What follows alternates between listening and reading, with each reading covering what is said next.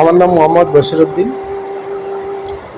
All India MM অ্যাসোসিয়েশনের রাজ্য সহসভাপতি এবং উত্তরবঙ্গর কনভেনর।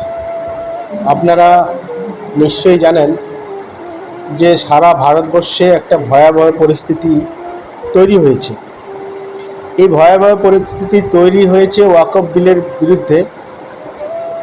তো আমরা যেহেতু পশ্চিমবঙ্গের নাগরিক, ভারতের নাগরিক, পশ্চিমবঙ্গের বাসিন্দা, আমাদের দিদির উপরে আমাদের আস্থা আছে।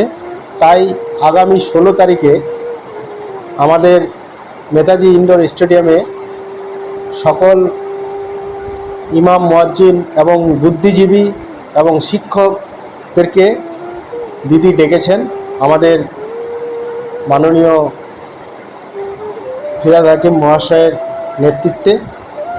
এবং আমরা দিদির উপরে ভরসা রেখে আমাদের ওয়াকফ বিলের বিরুদ্ধে যেন আমরা সুন্দরভাবে পরিচালনা করতে পারি এবং আমাদের যে ইমাম অ্যাসোসিয়েশনের সমস্যা সমাধান করতে পারি, এই নিয়ে 16 তারিখে আমরা নেতাজি ইনডোর স্টেডিয়ামে উপস্থিত হওয়ার জন্য সকলকে আহ্বান জানাচ্ছি। সে ব্যাপারে কি আপনারা কোনো প্রস্তুতি মিটিং ডেকেছেন? হ্যাঁ, আমরা প্রস্তুতি মিটিং করছি এবং আজকেও আমরা একটা প্রস্তুতি মিটিং করলাম উত্তর দিনাজপুরে, এবং উত্তরবঙ্গের টোটাল জায়গায় আমাদের প্রস্তুতি মিটিং চালু হয়ে গেছে। আমরা সেখানে সকল স্তর থেকে পৌঁছানোর চেষ্টা করব। উত্তরবঙ্গে কুচবিহার, জলপাইগুড়ি, আলিপুরদুয়ার, শিলিগুড়ি, উত্তর দিনাজপুর, দক্ষিণ দিনাজপুর, মালদা, আমাদের যে উত্তরবঙ্গের যে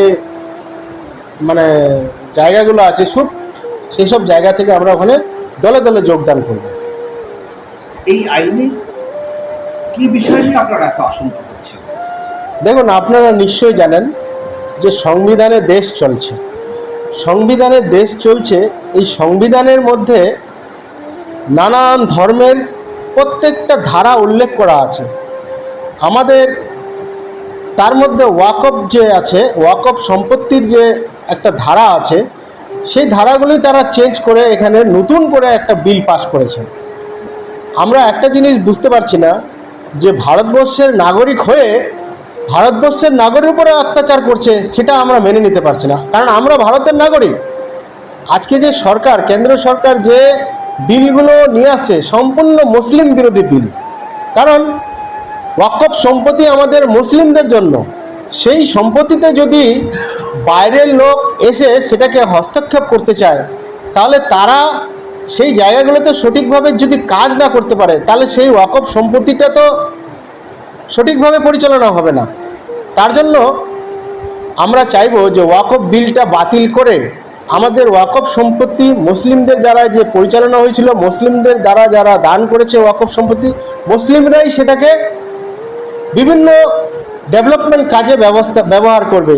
ইউনিভার্সিটি, মেডিকেল কলেজ, হসপিটাল, কবরস্থান, মাদ্রাসা, মসজিদ, এইসব কাজে তারা ব্যবহার করছে। সেই জায়গাগুলোতে যদি এখন পদে পদে বাধা আসে, তাহলে সেই জায়গাগুলো ভারতবর্ষের সংবিধান বিরোধী কাজ হচ্ছে। ওয়াকফ সম্পত্তিটা কিভাবে আসে?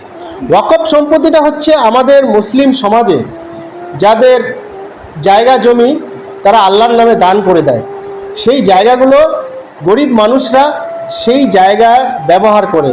যেরকম ধরেন, আপনি একজন মুসলিম লোক, আপনার ছেলে মেয়ে কেউ নেই, আপনার যা সম্পত্তি আছে আপনি আল্লাহর নামে দান করে দিলেন।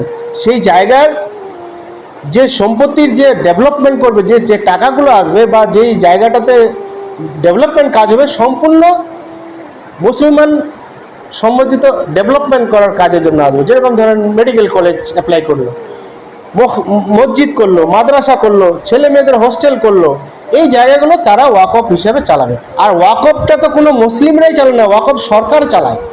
তার একটা সংবিধান আইন আছে, তাদের একটা বোর্ড আছে। সেই জায়গাগুলোতে যদি এখন বাধা সৃষ্টি করে, সেই জায়গাটাকে বদনাম করার চেষ্টা করছে। যেটা নেতাজি ইন্ডোরে যেটা ডাকা হয়েছে, পশ্চিমবঙ্গের মুখ্যমন্ত্রী যেখানে ডেকেছে, সেখানে কত মানুষ যাবে? দেখেন, মানুষের সেখানে জায়গার আমরা জানি যে 20 থেকে 25 হাজার মানুষের ওখানে আছে, অ্যাকোমোডেশন আছে। কিন্তু মানুষ লাখো লাখো মানুষ যাবে, সেখানে জায়গা দিতে পারবো না। কারণ মমতা ব্যানার্জির উপরে আমাদের ভরসা আছে, আস্থা আছে। তিনি সব ধর্মকে নিয়ে চলেন, এমন এক মুখ্যমন্ত্রী যে সকল মানুষকে নিয়ে তিনি চলেন। এটা পৃথিবীতে ইতিহাস। আপনি দেখুন, প্রত্যেকটা ধর্ম মানুষের আলাদা আলাদা আছে, তারা ধর্ম নিয়ে চলছে, কিন্তু সবাইকে নিয়ে চলাটা একটা বিশাল বড় ব্যাপার। এই দিদি আমাদের এই সকল মানুষকে নিয়ে চলছে এবং সবাইকে শান্তির বার্তা দিচ্ছে, কেউ প্রয়োজনে পা দেবেন না।